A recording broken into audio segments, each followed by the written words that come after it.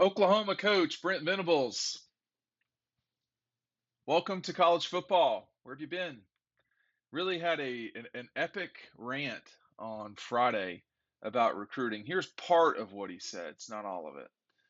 There's a lot of flaws in taking a commitment and then going to do your thing.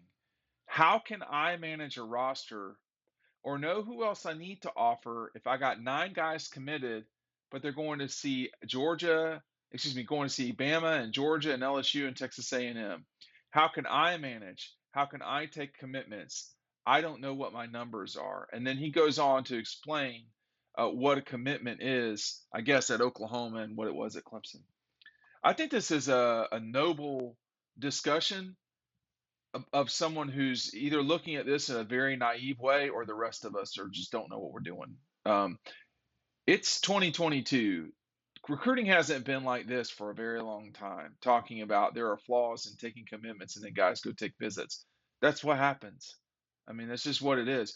If this guy is getting into his first head coaching job with a date with the SEC in a couple of years, thinking that he's going to change the way recruiting works around the world, he is delusional, first of all, and he's not going to get the type of kids that really make a difference at the end of the day. Half the the playmakers that mattered at Oklahoma from the 2021 season are at USC, along with the head coach from Oklahoma from 2021. That is the new world we live in. I'm not saying what he's saying in an ideal world is wrong. Of course it's right. Of course it's right. That's just not the world we live in. That's the dichotomy here. That's the problem. If you're Brent Venables or Dabo, I mean, these guys have got their head in the sand. Guys, there's transfer portal, there's NIL. There's always been guys that shop around after committing. This is not a new thing. This is forever. Okay, so the notion that guys will commit and then shut it down, that ship has sailed years ago. And maybe I don't know anything. Maybe I do. Maybe I do. Maybe Brent Venables is really bothered or triggered by this because that's the way they did it at Clemson. Well, you're not at Clemson anymore. And you're not, the way that Dabo has been recruiting, I don't know if you've noticed that's slipped lately in terms of the production on the field. And I just these are Brent Venable problems. They're not college football recruiting problems. These are direct quotes. He says there are a lot of flaws in taking commitments and then go doing your thing. How can I manage a roster or know who else I need to offer if I got 9 kids committed, but they are going to Bama, Georgia, LSU, and Texas A&M for visits? How can I manage? How can I take commitments? I don't know what the numbers are. That's what the money's for. You're getting paid money to solve this problem. This is your problem.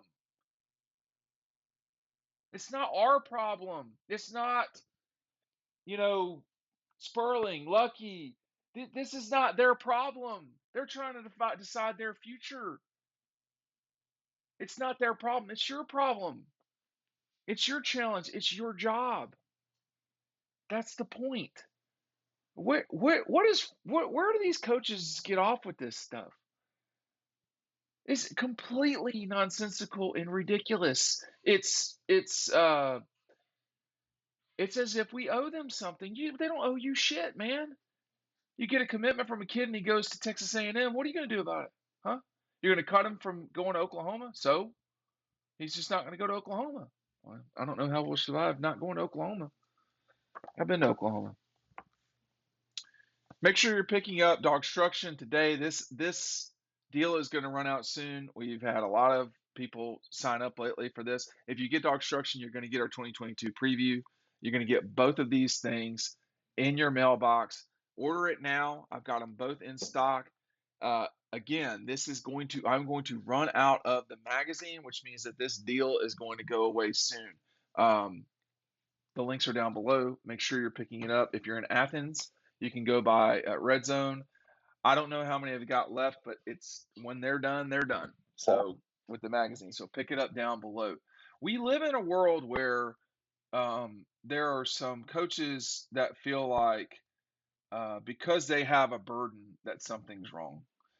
We all have problems, guys.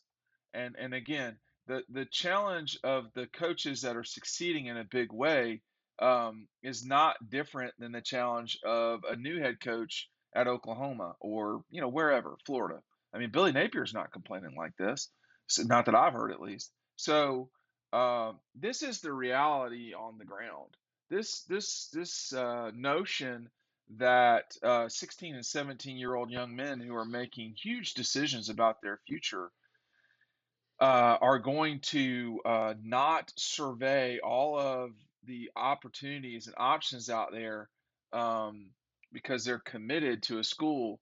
The commitment doesn't mean anything. Rodney Gardner, years ago, told me and told, I'm sure, other people that when guys commit, that's when it gets worse in terms of the pressure for the kids to go take looks at other schools.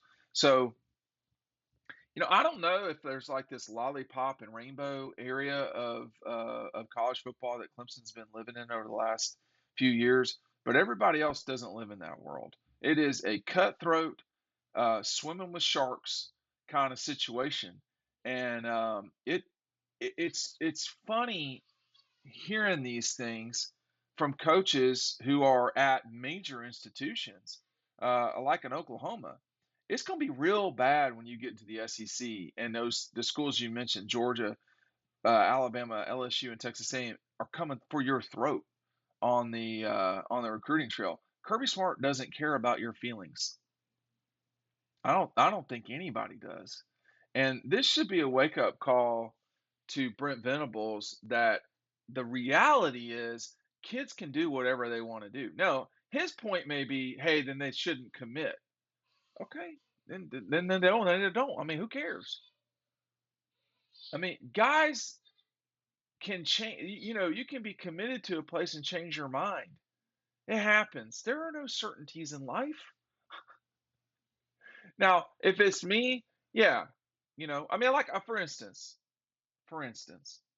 I have a lifelong friend right now whose son is committed to a place, and they are unquestionably looking around. Why? Because you don't know what can happen between now and then. You don't know if a head coach is going to get fired. You don't know what your options are in the NIL world. You don't know what the transfer portal will look like. I mean, what is Oklahoma going to do? Are they going to take advantage of the transfer portal and recruit over guys who are committed to there? Well, I believe now, I don't know a lot about Oklahoma football, but I'm pretty certain they've taken a transfer quarterback to come in and compete this fall because they just had their transfer quarterback leave. I mean, the guy that was going to take them to the promised land, they lost two quarterbacks. They lost two quarterbacks in one fell swoop. So they've gotten a quarterback from Pittsburgh.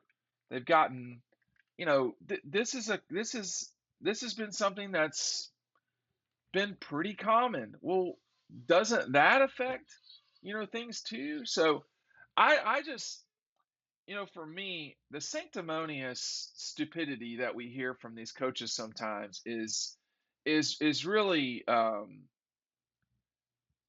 laughable.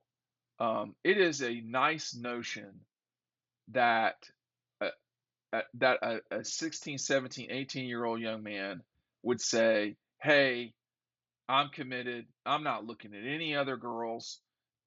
We're going to get married. Man, these guys are 18. What are you talking about, man? It's like it's not based in reality. I mean, my college decision was made very late. And, you know, I looked at everybody that was available to me.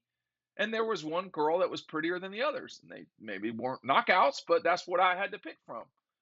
And I remember being 18. You don't know what the hell you're doing at 18 years old. So the notion that these guys are going to fully understand their position in life, in the marketplace, in college football recruiting, I mean, that's just really naive. It's really Pollyanna, and it's just not based in reality. It's a great notion. It's a noble notion. It's just not based in reality.